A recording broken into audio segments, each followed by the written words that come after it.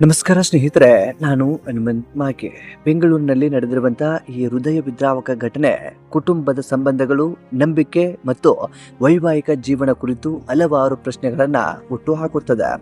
7 ತಿಂಗಳ ಹಸುಗೂಸನ ಬಿಟ್ಟು ಯುವತಿಯೊಬ್ಬಳು ಆತ್ಮಹತ್ಯೆ ಮಾಡಿಕೊಂಡಿರುವಂತಹ ಅಮಾನವೀಯ ಘಟನೆಯೊಂದು ಪರಪ್ಪನ ಅಗ್ರಹಾರ ಪೊಲೀಸ್ ಠಾಣಾ ವ್ಯಾಪ್ತಿಯ ರಾಯಸಂದ್ರದಲ್ಲಿ ನಡೆದಿದೆ.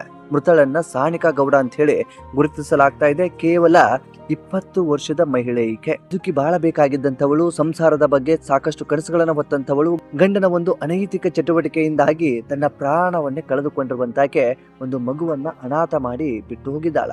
ಅಸಲಿಗೆ ಆಕೆ ಸಾವನ್ನಪ್ಪದಕ್ಕೆ ಏನೆಲ್ಲ ಕಾರಣ, ಆ ಗಂಡ ಮಾಡಿದ್ದಾದ್ರು ಅಂತ ಕ್ರೂರ ಕೃತ್ಯ ಏನು, ಈ ಕುರಿತಾಗಿ ಈ ಒಂದು ವಿಡಿಯೋದಲ್ಲಿ ಗಮನಿಸ್ತಾ ಹೋಗೋಣ. ಸಾಧ್ಯವಾದ್ರೆ ವಿಡಿಯೋನ ಕೊನೆವರೆಗೂ ನೋಡಿ. ನೀವೇನಾದ್ರೂ ನಮ್ಮ ಚಾನೆಲ್ನ ಸಬ್ಸ್ಕ್ರೈಬ್ ಮಾಡಿಕೊಳ್ಳದೆ ವಿಡಿಯೋವನ್ನ ಗಮನಿಸ್ತಾ ಇದ್ರೆ ಈ ಕೂಡಲೇ ಸಬ್ಸ್ಕ್ರೈಬ್ ಮಾಡಿ ಹಾಗೂ ನೋಟಿಫಿಕೇಶನ್ಗಾಗಿ ಬೆಲ್ ಐಕನ್ ಕೂಡ ಕ್ಲಿಕ್ ಮಾಡಿಕೊಳ್ಳಿ. ಸ್ನೇಹಿತರೆ, ಪೊಲೀಸರ ಪ್ರಾಥಮಿಕ ಮಾಹಿತಿಯ ಪ್ರಕಾರ ಸಾನಿಕಾ ಗೌಡ ಅವರು ಬಾಣೆತನಕ ಅಂತ ಹೇಳಿ ತಮ್ಮ ತವರು ಮನೆಯಲ್ಲಿ ವಾಸವಾಗಿದ್ರು. ಸುಮಾರು 1 ವರ್ಷ 4 ತಿಂಗಳ ಹಿಂದಷ್ಟೇ ಚಿಕ್ಕಮಗಳೂರು ಮೂಲದ ಶರಣ್ ಗೌಡ ಅವರೊಂದಿಗೆ ಈಕೆಯನ್ನ ಮದುವೆ ಮಾಡಿ ಕೊಟ್ಟಿದ್ರು.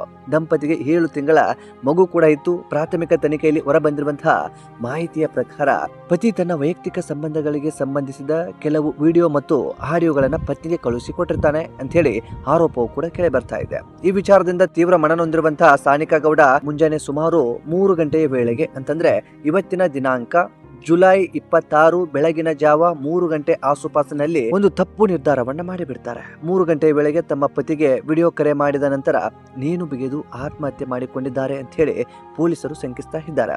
ಇನ್ನು ಈ ಘಟನೆಯ ಮಾಹಿತಿ ತಿಳಿತಾ ಇದ್ದ ಹಾಗೆ ಪರಪ್ಪನ ಅಗ್ರಹಾರ ಪೊಲೀಸರು ಸ್ಥಳಕ್ಕೆ ಭೇಟಿ ನೀಡಿ ಪರಿಶೀಲನೆ ಕೂಡ ನಡೆಸಿದ್ದಾರೆ. ಮೃತದೇಹವನ್ನ ಮರಣೋತ್ತರ ಪರೀಕ್ಷೆಗಾಗಿ ಬೆಂಗಳೂರಿನ ಸೆಂಟ್ ಜಾನ್ಸ್ ಆಸ್ಪತ್ರೆಗೆ ರವಾನೆ ಕೂಡ ಮಾಡಲಾಗಿದೆ. ಈ ಪ್ರಕರಣದಲ್ಲಿ ಕುಟುಂಬ ಸದಸ್ಯರ ಹೇಳಿಕೆಗಳನ್ನ ಪೊಲೀಸರು ದಾಖಲಿಸಿಕೊಂಡಿದ್ದಾರೆ. ಮೊಬೈಲ್ ಕರೆಗಳ ವಿವರ, ಸಂದೇಶಗಳು ಹಾಗೂ ಇತರ ಡಿಜಿಟಲ್ ಸಾಕ್ಷಿಗಳನ್ನ ಪರಿಶೀಲನೆ ಮಾಡಿದ್ದಾರೆ.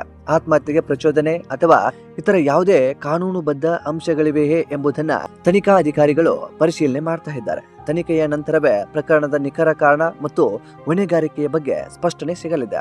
ಈ ದುರ್ಘಟನೆ ಕುಟುಂಬವನ್ನ ಮಾತ್ರವಲ್ಲ, ಸಾರ್ವಜನಿಕರನ್ನು ಕೂಡ ಬೆಚ್ಚಿ ಬೀಳಿಸಿದೆ.